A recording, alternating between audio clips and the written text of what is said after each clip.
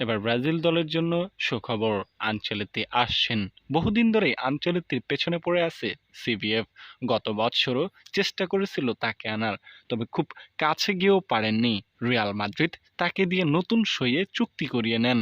২৬ সাল পর্যন্ত থাকার কথা থাকলেও চ্যাম্পিয়ন্স লিগে বা ২৪-২৫ মৌসুমের চ্যাম্পিয়ন্স লিগে আর্সেনালের বিপক্ষে কোয়ার্টার ফাইনাল থেকে রিয়াল মাদ্রিদ বাদ যাওয়ার পর আনচেলত্তির জায়গা হয়ে গেছে নরবরে। এক প্রকার বলতে পারেন আনচেলত্তি থাকছেন না আগামী সিজনে। রিয়ালের কোচ হবেন বর্তমানে জার্মানির ক্লাব বায়ার্ন লেভারকুসের কোচ জাভি আলোনসো।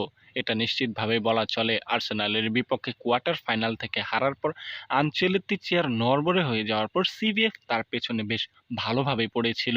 এবার শোনা যাচ্ছে আনচেলত্তি নাকি বলেছেন এর্নাল্ডো রদ্রিগেজ বা সিবিএফ প্রেসিডেন্টকে চুক্তিতে সই করতে বা চুক্তি নবায়ন করতে।